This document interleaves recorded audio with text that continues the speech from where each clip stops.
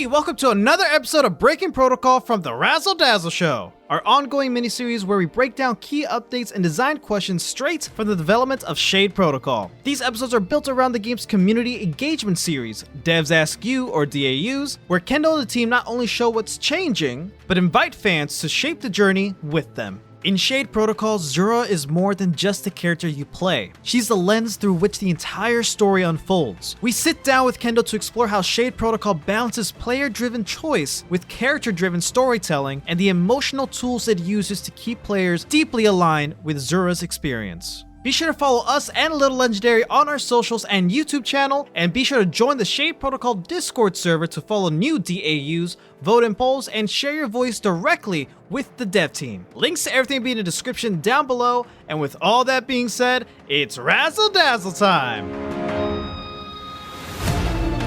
You want the players to see what Zura sees, and there's like a reason for that. To expand a bit, is Zura more of a reflection of the player, not a character within her own story, or is it the other way around? Is she like our link to the game, or are we just seeing her story through her eyes? So I have the answer, but I can't quite give it to you. But I will tell you, what I can tell you is that Zura will know things you don't know. And this is I think not as uncommon, but not as well executed commonly, right? So, characters know, like, I'll give you an example, like Final Fantasy VII, Cloud knew stuff that you didn't know, right? He knew who are the members of Avalanche are, and he knew what was going on, and then you learn it as you experience it, through playing the game.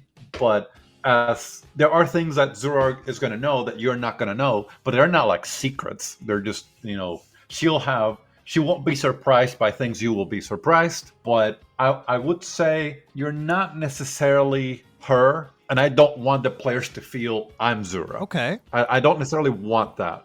I think like that's an inevitable byproduct of a really good diegetic story, but there's more to it, right? We want the player to feel like they're rooting for Zura. Like that's my hope. Like that's the dream emotion. And I'll tell you real quick here. My feeling is a game that did this in a way that I felt really well connected to it was Ender Lilies, for example. She's a silent protagonist. You're playing this little girl that is just in this horrific world, and she's just trying to do her thing, right? She has a role in this world. I don't want to spoil it for anybody if you haven't played it. You're doing yourself this beautiful game. But as you're playing that game, at least it worked for me. I got this sense that I have to protect this little girl with my life. I never felt I'm this girl. I think that's a difficult thing to really even explain to people, but because it's hard to convey it. But I always felt like me trying to protect her. And it was always the feeling I had, like in my chest every time, like I went into a boss room. I never got the sense like, okay, I am the little girl here, and I have to like belly flop away from this like massive sword hit. I never felt that was it. I always felt me and all the spirits and all the stuff that she has to help her along the way. We are trying to get her to survive. That's like the number one goal. Must protect. And I think that was one of the best experiences for me in terms of how I felt like you didn't have to give me that much story to get across that this is a fragile life that must be protected at all costs.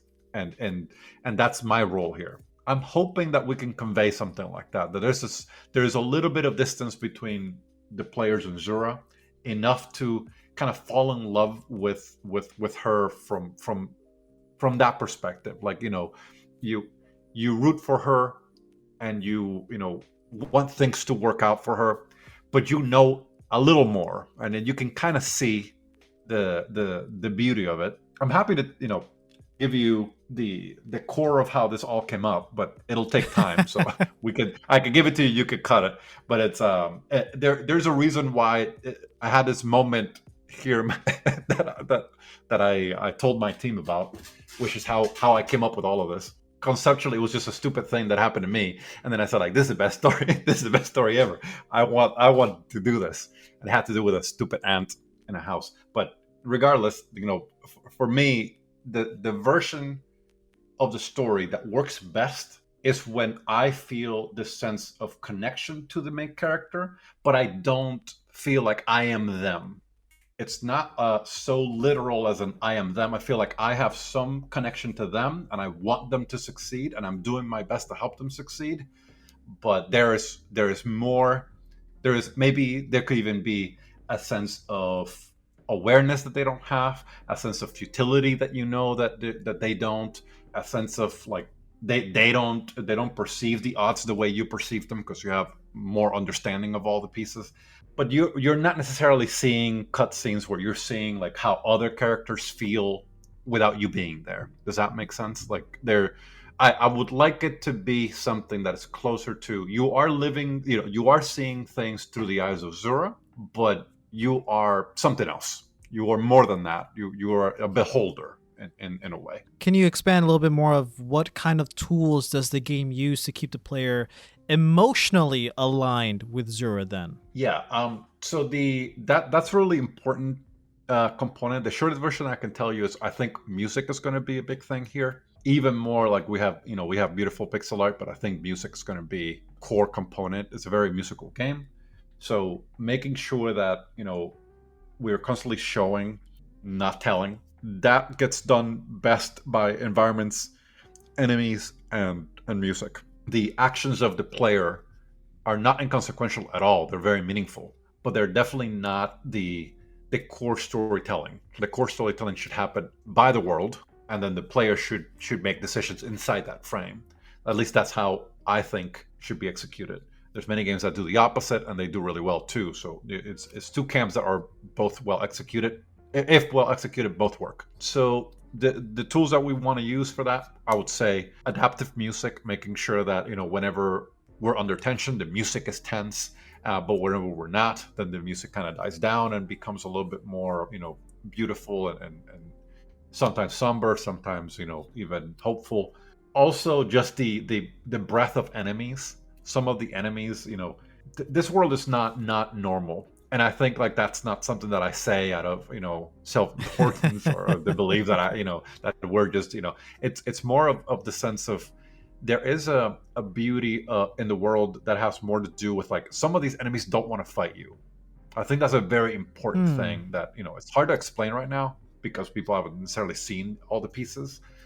But in the story of Shade Protocol, pretty much the Shade Protocol, this thing is in some sort of way making all these replicas of these pretty much robots that look like humans.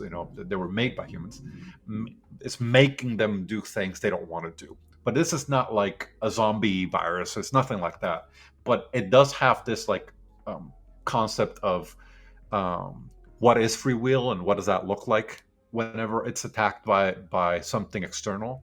How can something control you without truly controlling you? Right? It has a lot of themes that have to do with freedom and self-awareness and your ability to take control of your own life. So imagine if that was happening to a robot, right? It would feel like there is some space for them to lose agency, right? There could be a rule set that prevents you from doing what you want to do, which effectively makes you do something else. Right, that I'm being vague on purpose, but there is some sorrow in that whenever you are seeing some of the enemies that you're fighting, that you can tell they don't want to do this. They don't want to, but you don't kind of have a choice.